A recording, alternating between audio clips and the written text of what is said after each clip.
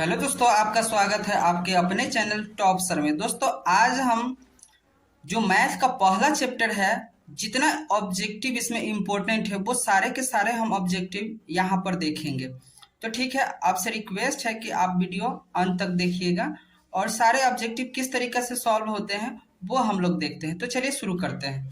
देखिए, यहाँ बोला है कि भाग लेमा ए बराबर बी क्यू प्लस आर में क्यू का मान जो है 0 तब क्या होगा इसमें। तो देखिए, इसका सीधे सीधे आंसर हम लोग याद रखेंगे कि ए से बड़ा होगा बी के मान। ठीक है, अब देखिए 2 नंबर सवाल है, यदि दो संख्याओं का मौस 25 है और लस 50 है तो दोनों संख्याओं का गुणनफल क्या होगा। तो देखिए 2 नंबर के लिए दोनों संख्याओं का गुणनफल, तो सीधे सीधे हम लोग क्या करेंगे ना, एक फार्मूला होता है, दो संख्याओं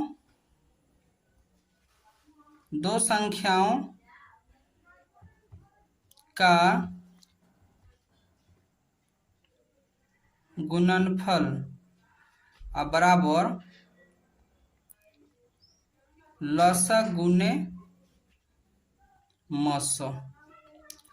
अब हमें पता है कि लसा मेरा कितना है, अभी हम लोग देख लिए लसा कितना है, मौसा कितना है।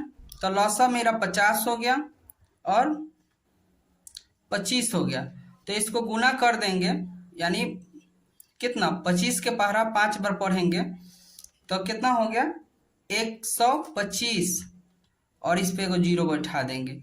तो कौन सा आंसर मेरा ए सही हो गया, यानी दूसरका का ए आंसर। ठीक है, दूसरका का ए आंसर हो गया। अब देखिए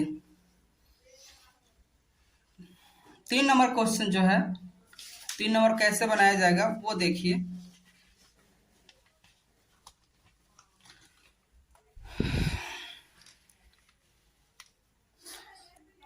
छः सौ 25 के अभाज्य गुणनखंड में 5 के अधिकतम घातांक क्या होगा। तो देखिए 625 जो है, पहले 625 का हम लोग 3 नंबर 625 इसका लघुत्तम निकालेंगे, 5 से 125, फिर 5 से 25 और फिर 5 से 5 और फिर 5 से 1।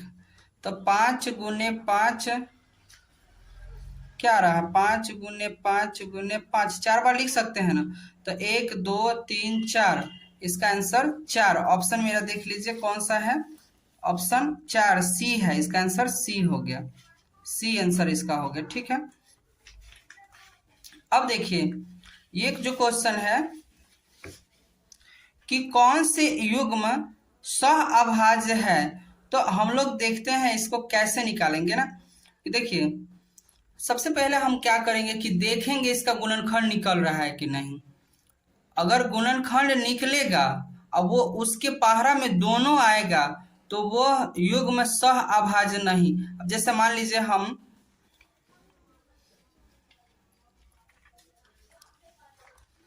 यहाँ पर 4 नंबर की बात करें, ए देख लेते हैं, 15 और 20 है। तो इसको अगर देखा जाए तो 3 गुने 5 और ये लिखेंगे 4 गुने 5, यानी 5 के पहरा में ये भी आ रहा है, 5 के पहरा में 15 भी आ रहा है। तो ये नहीं हो सकता है, दोनों आ रहा है एक ही पहरा में। ठीक है, तो ये नहीं होगा। फिर यहाँ देखिए बी नंबर में क्या है कि 9 गुने 16, तो 9 और ये एक पहरा में नहीं आता है, एक कोई भी पहरा अगर पढ़ेंगे तो उसमें 9 नहीं आएगा, 9 आएगा तो 16 नहीं आएगा, 16 आएगा तो 9 नहीं आएगा। चलिए इसको देख लिए, तो मेरे हिसाब से जो है यही आंसर होना चाहिए, बी आंसर होना चाहिए। और भी ऑप्शन देख लेते हैं, मान लीजिए 13 है और 52 है, तो 13 आगे करता है और 13 का 52 भी आता है, 4 गुने 13, ये एक ही पहरा में आता है तो ये भी नहीं हो सकता है। 21 और 84 ये भी एक ही पहरा में आता है, इसलिए ये नहीं हो सकता, इसलिए ये इसका सही जवाब हो गया। ठीक है,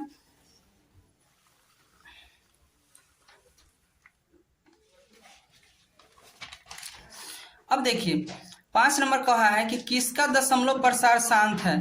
तो देखिए सिंपल सा बात है कि जिसके हर का हम लोग एलसीएम निकालेंगे, अगर उसमें 2 और 5 आ जाएगा वही शांत होगा 5 नंबर के लिए। तो देखिए किसका दशमलव प्रसार शांत होगा, इसका मतलब है कि कोई एक ही गो है जो कि शांत है। इसका हम करेंगे तो 25 या 75, ये तो हो नहीं सकता है। ये है क्या है, 11 के पहरा में 88 आता है, ये भी नहीं हो सकता है। और ये 7 के पहरा में 21, ये भी नहीं हो सकता है। लेकिन हम लोग इसको देख लेते हैं 1600 को। तो 1600 को क्या करेंगे, मान लो 100 गुने 1600, तो 5 गुने 5, एक मतलब है यहाँ पर कि इसको भी तोड़ते हैं और यहाँ पर तोड़ते हैं, यानी 2 है, 5 2 गो है और 1 2 3 4 5 6 गो, 2 है 6 गो। तो ये 2 और 5 के रूप में अगर जो नीचे आ जाएगा ना, 2 और 5 के पावर से कोई मतलब नहीं है, 2 और 5 आ जाए नीचे में वो शांत होगा। तो एक मतलब इसका आंसर है 5 के क्या हो गया, ए हो गया। ठीक है, अब देखिए बोला है सवाल कि यदि 0.105 का p बट्टा जो है 2 पर पावर n इंटू 5 पर पावर m के रूप में कौन सा सही है। तो देखिए इसको क्या किया जाए,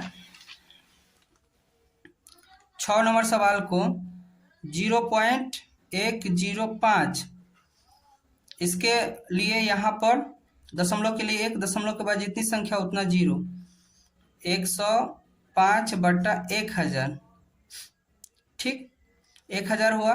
इसको काटते हैं 5 से तो 21 आ गया, इसको काटते हैं 5 से तो 200 आ जाएगा। अब 200 को 21 आ गया, पहले तो देख लेते हैं कि 21 कोई है, तो 21 दोनों में है तो दिक्कत है, पहले और भी जांच करें। तो इसको अगर हम निकालते हैं 2 गुने 2 गुने 2 गुने 5 गुने 5, यानी 21 2 पर पावर 3 और 5 पर पावर 2, कहाँ ऑप्शन है ऐसा 2 पर पावर, तो इसका आंसर ये सही हो गया। ठीक है, अब देखिए कौन परिमेय संख्या है, कौन परिमेय संख्या है। तो देखिए अगर इसको काट दे 32, इसको काट देंगे 32, तो ये 2 बच गया तो रूट से नहीं निकलेगा 2। ठीक है, 101 का कोई नहीं लघुत्तम निकाल सकते हैं, इसका नहीं निकलेगा जोड़ा में से, 91 भी नहीं निकल सकता है। अब रहा बात इसका, तो इसको हम देख लेते हैं डी को 98 बटा में। अब इसको देखिए 2 से काटते हैं तो 49 और 2 से काटते हैं तो 64, यानी हम कह सकते हैं कि 49 से 64 निकल जाएगा 7 बटा 8, यही मेरा ऑप्शन सही हो गया। ठीक है, अब देखिए बोलो कौन परिमेय संख्या नहीं है। तो कौन परिमेय संख्या नहीं है 8 नंबर के लिए,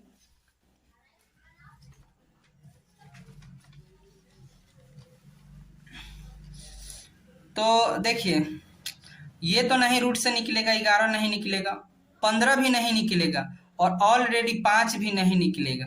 तो यहाँ पर एक बात है कि डी वाला को हम लोग देख लेते हैं, 8 का डी, 8 के डी ऑप्शन सही होगा, √9 और 16, तो यहाँ से निकले 3 और यहाँ से 4 गुना करेंगे 12, ये एक हो गया, तो इसका आंसर सही हो गया यानी डी।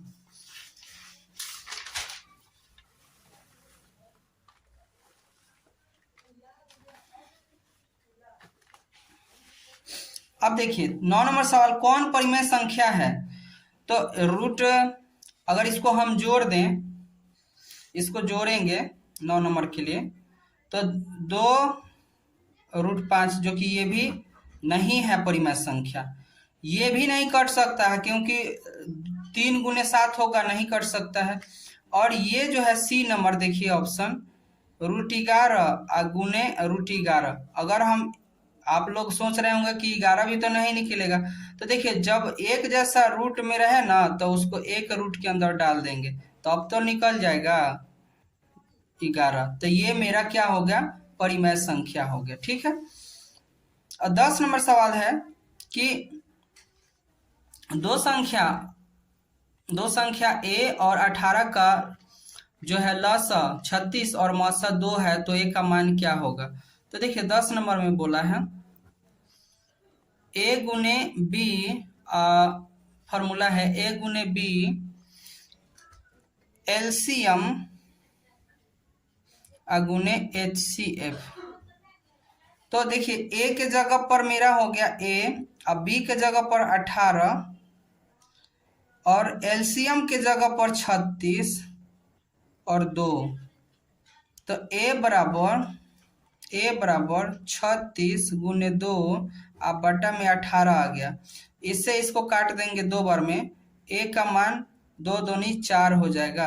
यानी ऑप्शन मेरा इसका कौन सा सही हो जाएगा, ऑप्शन इसमें नहीं सही लिखाया है, इसका ऑप्शन क्या हो जाएगा 4। यानी ये होगा, ये अनुपात में नहीं रहेगा, अनुपात पूछा ही नहीं है, ऑप्शन गलत लिखा गया है। इसका आंसर ये होगा 4 आंसर। अब देखिए 11 नंबर सवाल जो है √3 अब बटा में √12 कैसी संख्या है। तो इसको अगर हम देखें √3 और 2 गुने 2 गुने 3, तो यहाँ जोड़ा बन के निकल गया, तो इससे ही कैंसिल कर दिए एक बार में, 1/2 कैसी संख्या है, तब परिमेय संख्या है, तो परिमेय इसका आंसर सही है। पाई कैसी संख्या है, तो पाई अपरिमेय संख्या है, ये आंसर इसका हो जाएगा। अब देखिए अगर p एक अभाज्य संख्या है, तो अभाज्य संख्या है, अभाज्य संख्या समझते हैं जो किसी से भाग न लगे, खुद को और एक को छोड़ के। तो मान लीजिए p कोई अभाज्य संख्या है, तो अभाज्य संख्या मान लेते हैं 2 है, 3 है, 5 है। अगर p बराबर इतना है तो वही अगर p को रूट में डाल दिया जाए, यानी कोई भी संख्या अभाज्य है उसको रूट के अंदर डाल दिया जाए, तो क्या आंसर होगा।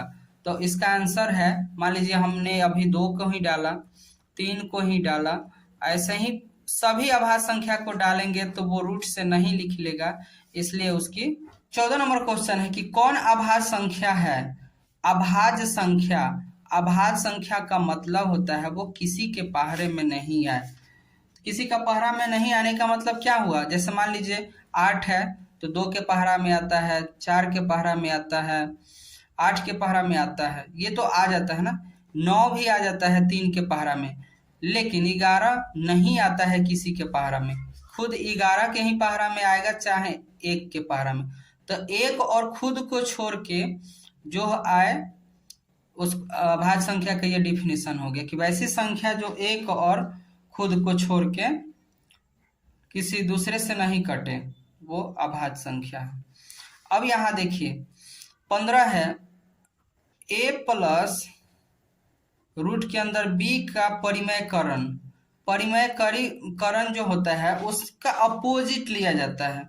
एक 15 का, तो इसका अपोजिट क्या होगा, जैसे मान लीजिए ये है a, अब प्लस के है तो माइनस के b रहेगा, यानी जो भी चीज रहेगा ना उसका अपोजिट करके लिखा जाएगा। तो इसका मतलब यहाँ पर इसका आंसर ये है। अब देखिए 16 का क्या है, 16 का छोटा रूप बताना है।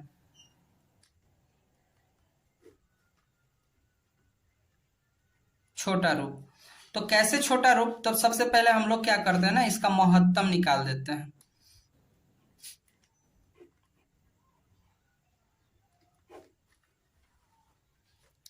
एक बार में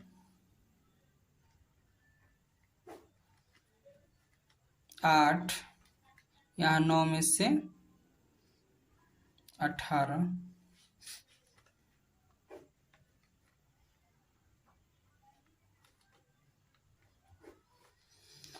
18 दूनी 36, 2 27, 18 एकम 18, 9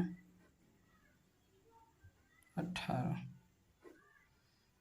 देखिए ये 9 आया ना, कट गया 9 से। तो अब हम क्या करेंगे कि इसको 9 से काटेंगे। तो देखिए इसमें अगर हम इसमें 9 से भाग करते हैं, 9 से, तो 9 चौका 36 और 2 और 7 27, 9 तिया 27, यानी 43। 43 कोई है ऑप्शन में, ये आ रहा है ऊपर में। फिर नीचे वाले को भी काट के देख लेते हैं। ये 43 और 405 को भी काटते हैं 9 से, तो 9 चौका 36, 4 5, 9 5 45, यानी इसका आंसर आ जाएगा 45, यानी 43 आप बट्टा 45। ठीक है, इसका आंसर ये सही होगा। ठीक है, अब देखिए 17 नंबर, संख्या 0.3 बार को पी क्यू के रूप में। देखिए इसका एक ट्रिक होता है, याद रखिएगा, 0.32 के पार। तो सिंपल सा हम काम करेंगे, देखिएगा कि पूरा के पूरा लिख दिए, ठीक, जिस पर बार नहीं है वो लिख दिए 3। अब देखिए जिस पर बार है उसके लिए 9 और उसके आगे जो संख्या है उस पर बार नहीं है 0। अब इसको घटाएंगे तो 12 में से 9। अब देखिए ऐसा कौन सा ऑप्शन आया है मेरा, ये आ गया। ठीक है,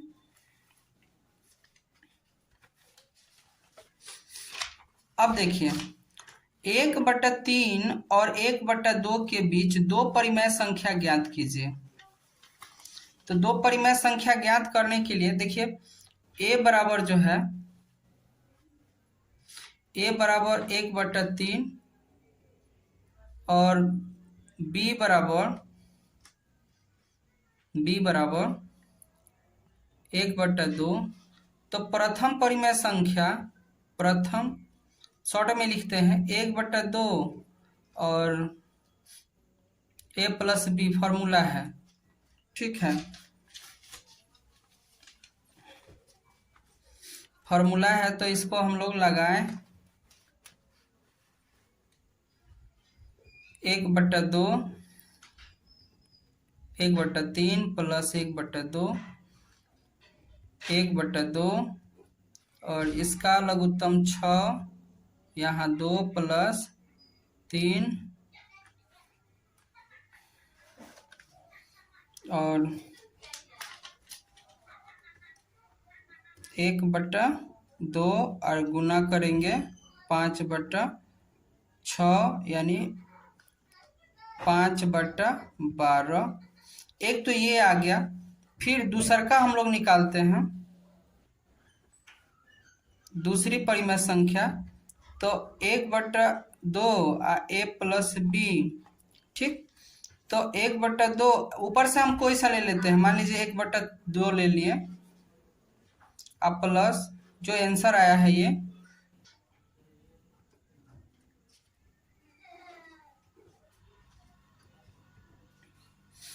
1/2 और यहाँ लघुत्तम 12 और 12 यहाँ भाग करेंगे तो 6 होगा, अब प्लस यहाँ भाग करेंगे तो 5, यानी 1/2 और यहाँ 12, इसको जोड़ेंगे तो 11,